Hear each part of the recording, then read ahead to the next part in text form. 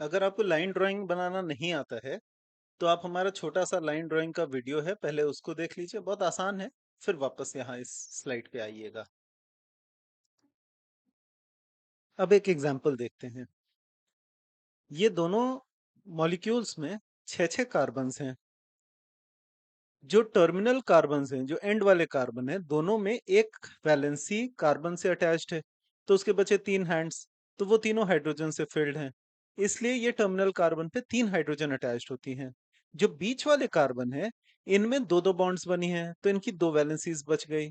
तो ये दोनों बॉन्ड्स, दोनों कार्बन्स दो दो हाइड्रोजन से अटैच्ड होते हैं। अब हम लोग काउंट करते हैं, तो लेफ्ट कार्बन पे टोटल हुई 14 हाइड्रोजन्स और राइट साइड वाले कार्बन पे हुई 12 हाइड्रोजन्स।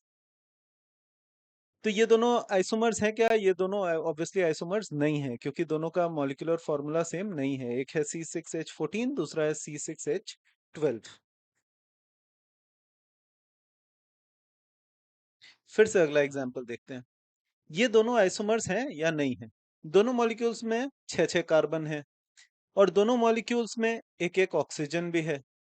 ऑरेंज कलर वाला जो अपना टर्मिनल कार्बन है, उसमें फिर से तीन तीन हाइड्रोजन अटैच्ड हैं। और बीच वाला जो हरा रंग का कार्बन है, उसमें सब में दो दो हाइड्रोजन अटैच्ड हैं। और हमारे मॉलिक्यूल में एक एक्स्ट्रा OH है, उसमें एक हाइड्रोजन और आ गया। इसलिए पहले मॉलिक्यूल में दोनों मॉलिक्यूल्स आइसोमर्स हैं या नहीं है? दोनों मॉलिक्यूल्स में फिर से छह छह कार्बन्स हैं। टर्मिनल कार्बन में फिर से तीन हाइड्रोजन्स अटैच्ड हैं। बीच वाले जो हरे रंग के कार्बन्स हैं, जिसमें दोनों साइड एक एक बॉन्ड है, उसमें दो दो हाइड्रोजन्स हैं। और जो सबसे बीच वाले ये ब्लू कलर के कार्बन है, उसमें एक साइड सिंगल बॉन्ड है, एक साइड डबल बॉन्ड है। उसकी तीन वैलेंसीज कार्बन की ऑलरेडी यूज्ड हैं, इसलिए उसमें सिर्फ एक ही हाइड्रोजन है। तो पहले मॉलिक्यूल में कुल हुए 12 हाइड्रोजन्स और दूसरे मॉलिक्यूल में भी हुए 12 हाइड्रोजन्स। इसलिए ये दोनों मॉलिक्यूल्स एक दूसरे के आइसोमर्स हैं। सेम टाइप का एक और एग्जांपल देखते हैं। ये दोनों मॉलिक्यूल्स आइसोमर्स हैं या नहीं है?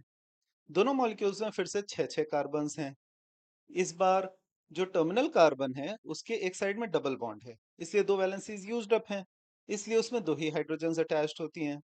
जो ये ग्रीन कलर के बॉन्ड है, उसमें एक साइड ट्रिपल बॉन्ड है, एक साइड सिंगल बॉन्ड है। इसकी सारी वैलेंसीज यूज्ड हैं, इसलिए उसमें कोई भी हाइड्रोजन अटैच्ड नहीं है।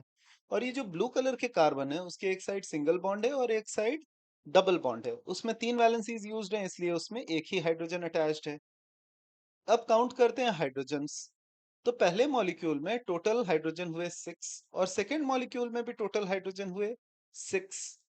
तो अब देखो, दोनों का मॉलिक्यूलर फॉर्मूला सेम है, C6H6, इसलिए दोनों आइसोमर्स हैं।